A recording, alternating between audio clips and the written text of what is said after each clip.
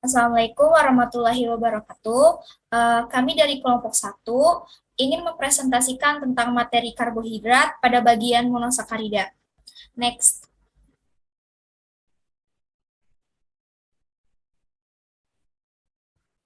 Yang beranggotakan yang pertama Aryo Rizky Zulkarnain, yang kedua Safitri Khairnisa, yang ketiga Putri Akila Bijaki Nasution, yang keempat Sufi Hidayat, yang kelima Larissa Ferlina Ines, dan yang keenam Eka Suntiawati.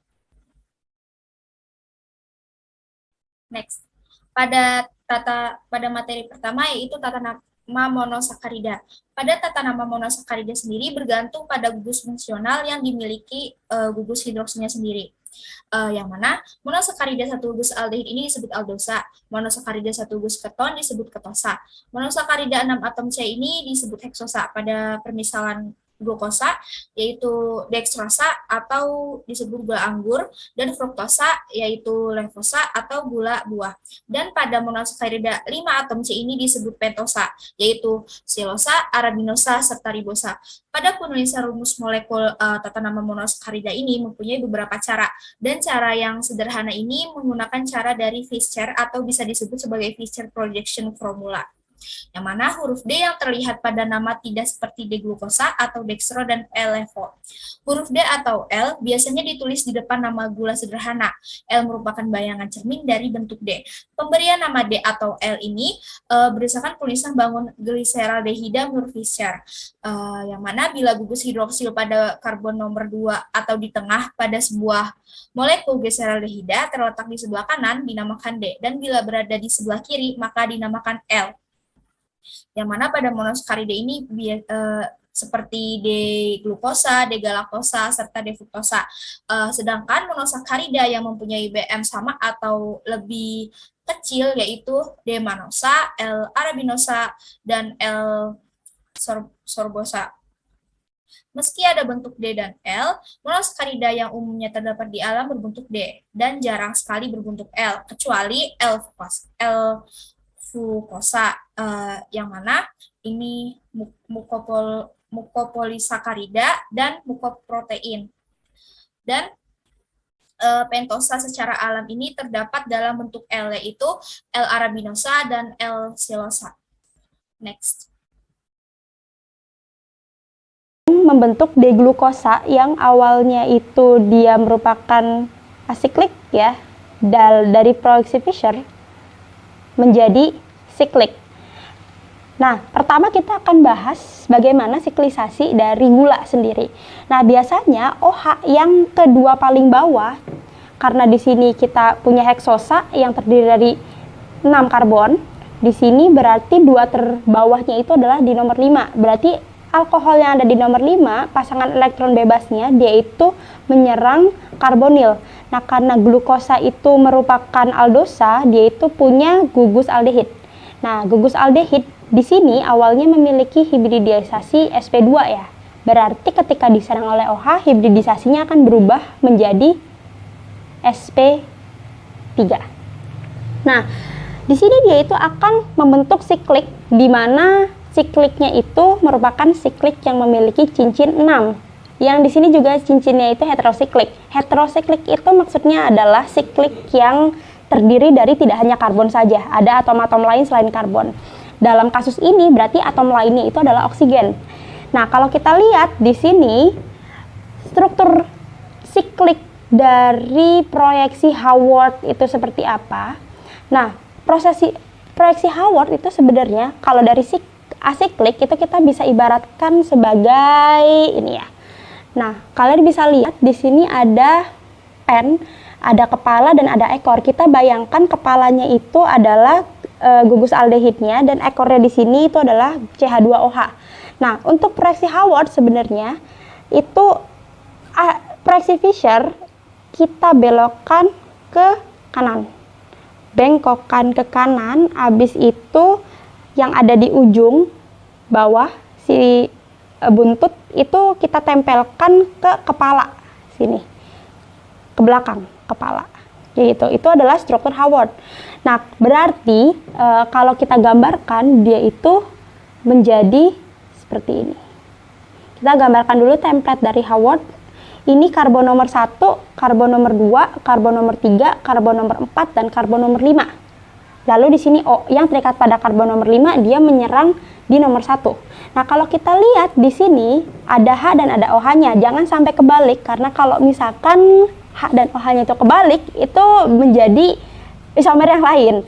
Nah, karena kita membalikkan dari kepalanya itu ke kanan, berarti yang ada di sebelah kiri itu akan menjadi di atas, sementara yang sebelah kanan itu menjadi di bawah.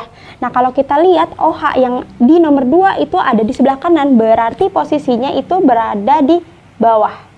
Sementara yang nomor 3 OH-nya di di kiri, berarti ada di atas. Yang nomor 4 OH-nya di kanan, berarti di bawah.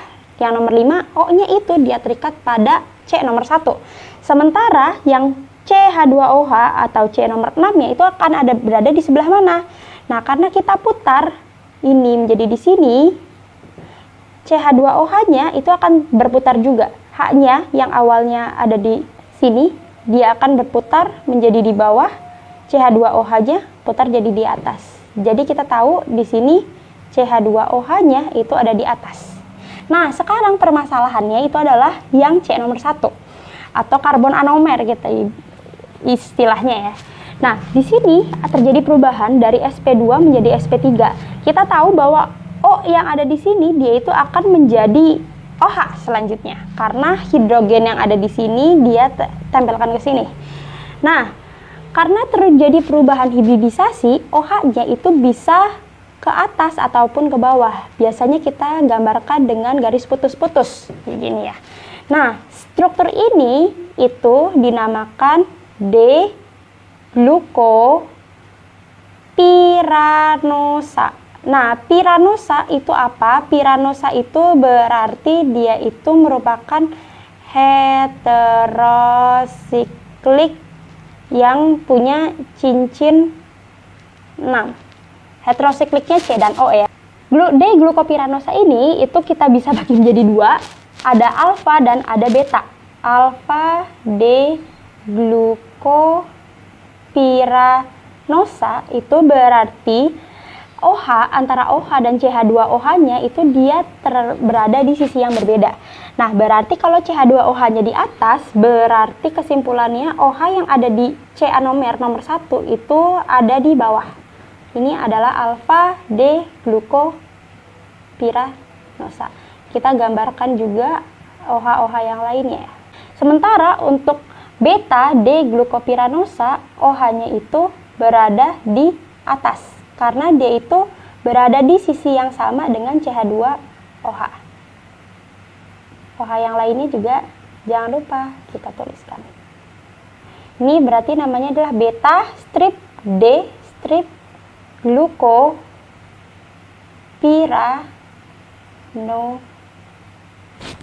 Yang selanjutnya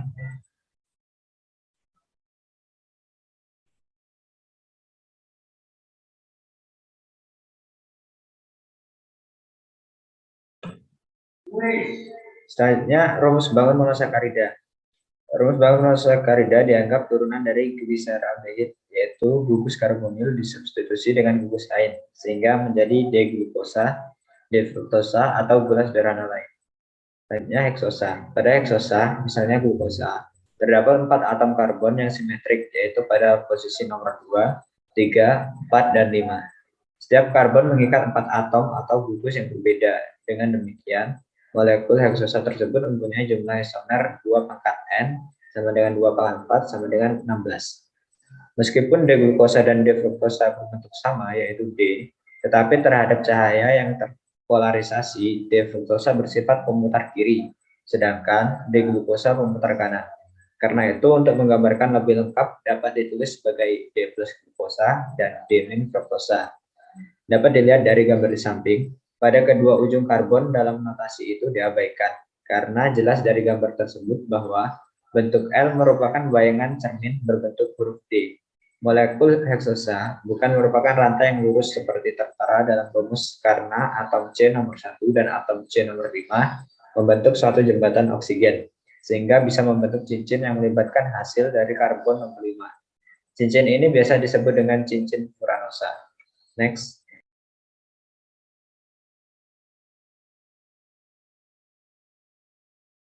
Atom karbon ini yang disebut karbon anomerik dapat tersusun dalam dua cara yang terbentuk alfa D-glukosa dan beta D-glukosa. Pada posisi H dan OH dalam karbon anomerik disebut alfa atau beta, ditentukan dengan mereaksikannya dengan asam borat. Alfa glukosa bereaksi dengan cepat, sedangkan beta glukosa tidak mudah bereaksi dengan asam borat. Ikatan-ikatan ini gambarkan tebal yang terletak di depan, sedangkan yang tipis di belakang. Next.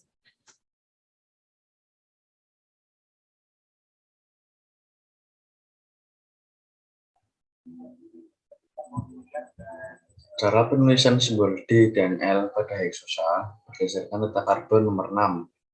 Bila berada di atas bidang cincin, maka diberikan simbol D, sedangkan jika sebaliknya, maka diberikan simbol L.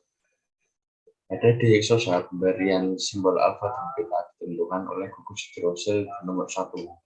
Next.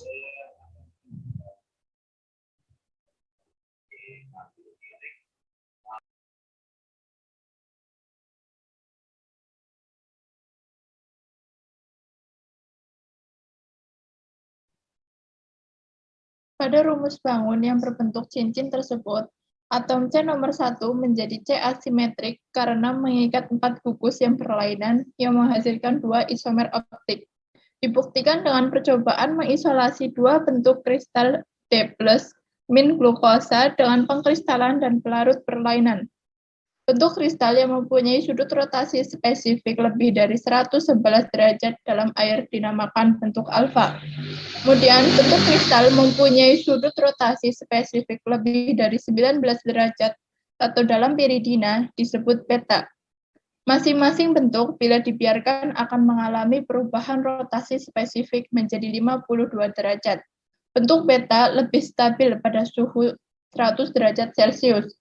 Perubahan rotasi tersebut disebut dengan mutarotasi. Next.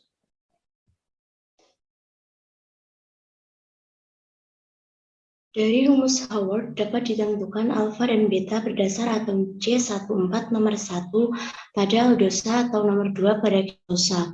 Pada glukosa, bentuk alfa gugus OH atom C14 nomor 1 berada di bawah, sedang bentuk beta gugus OH berada di atas bidang. Cara penulisan lain yaitu dengan sistem kursi. Cara ini hampir sama dengan modifikasi Howard. Bentuk alfa gugus OH pada atom C14 nomor 1 berada di bawah dan bentuk beta gugus OH berada di atas bidang. Cara penulisan Howard lebih banyak digunakan daripada cara kursi karena C41 merupakan bentuk kursi dengan karbon nomor 4 di atas dan karbon nomor 1 di bawah. Demikian sebaliknya untuk C14, diperkirakan jumlah dialam dengan perbandingan 1/1000, bentuk C41 lebih banyak dari C14.